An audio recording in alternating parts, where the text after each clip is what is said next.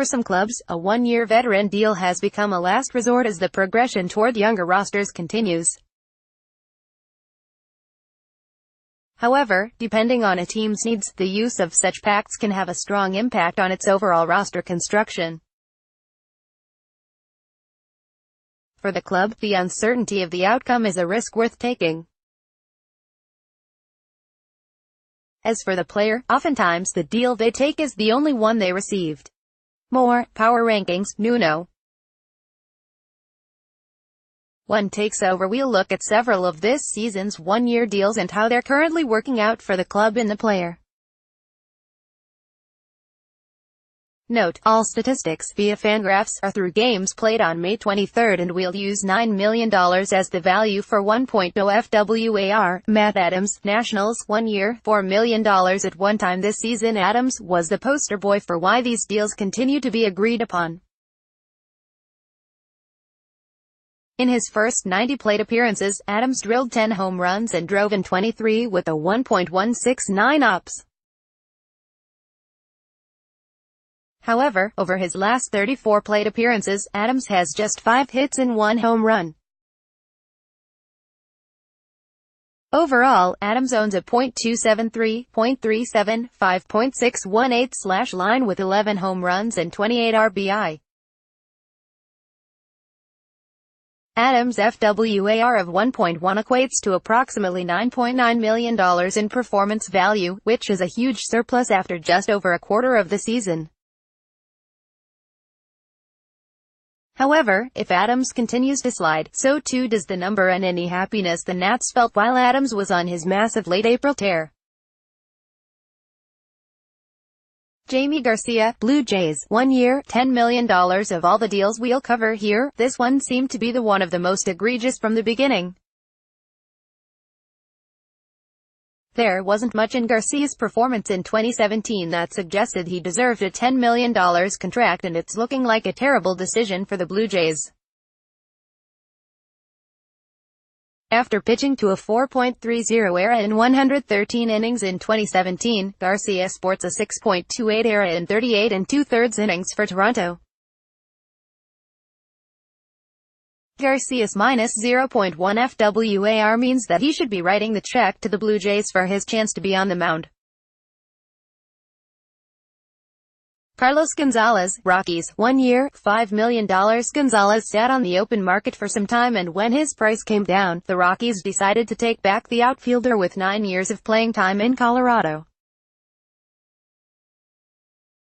Gonzalez has been on a decline for years, but as with many of these types of deals, the club felt that familiarity was better than signing anyone outside of the organization. Gonzalez has failed to reward the Rockies' kindness, generating a measly 50 WRC and a minus -0.3 FWAR. At this pace, Gonzalez will come up well short of meeting the break-even point in his deal. More MLB Mock Draft 2018, who do Rockies take in Round 1? Curtis Granderson, Blue Jays, 1 year, $5 million. The Grandy man still can, at least a little, though it's hard to imagine that the Blue Jays knew he could. Granderson posted a collective 105 WRC with the Mets and the Dodgers, but his time in Los Angeles during the stretch run was debacle, minus -0.2 FWAR. Still, the Blue Jays gambled that Granderson at $5 million was better than whatever Jose Bautista was looking for, assuming there was any modicum of interest in Bautista. Granderson does not play every day, getting a bulk of his at-bats against right-handed pitching, and it is working out well for Toronto. In 133 plate appearances, Granderson owns a 133 WRC with 3 home runs and 14 RBI. To date, Granderson's FWAR, 0.6, is worth $5.4 million, making this investment one that the Jays can say balances somewhat the poor decision on Garcia. Greg Holland, Cardinals, 1 year, $14 million. Holland held out for a multi-year deal that never came, and the Cardinals got sucked into the idea of riding the right-hander closer for a season. he might not make it through the All-Star break at the pace he is allowing runs in St. Louis. Holland missed a good portion of spring training, so from that respect a slow start would have been easy to predict. However, things are only getting worse and Holland's ERA now stands at 6.3545 ERA with a 2.6 WHIP, not a typo. Batters are ripping Holland to the tune of a .321 batting average and .923 OPS. The biggest number the Cardinals are concerned with is the $2.7 million in the red. Holland's -0.3 FWAR has put them from the standpoint of performance value to date. Jonathan Lucroy, A's, 1 year, $6.5 million. Lucroy was once one of the premier catchers in the game.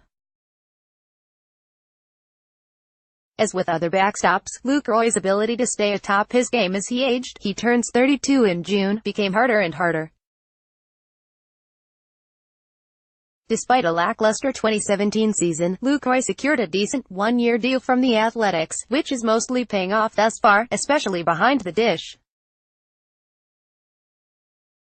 Lucroy has yet to homer this season, but owns a .267, .331, .343 line with a 91 WRC and 0.6 FWAR, which is worth $5.4 million.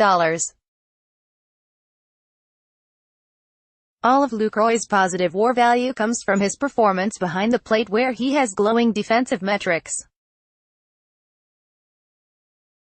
More, everything you need to know about the 2018 MLB Draft. Lance Lynn, Twins, 1 year, $12 million. Lynn seemed to be ready to secure a multi-year deal at the outset of free agency, but teams veered away from the 31-year-old right-hander. The 29 teams not named the Twins may have caught a break by staying away from Lynn. Through Lynn's first 9 starts, he owns a 6.34 ERA, 4.95 FIP, with a 1.86 WHIP, .307 BAA and a whopping 6.1 BB. Lynn did turn in the best effort of the season on Tuesday against the Tigers, throwing 6 2/3 shutout innings in which he allowed just 6 base runners. If the Twins are going to recoup their investment, Lynn is going to have gained at least 1.2 points in FWAR value over the remainder of the season. Logan Morrison, Twins, 1 year, $5.5 million, $1 million buyout for $8.5 million option. Morrison was one of many second-tier first basemen available last winter and like many of the others had to settle for a single-season contract.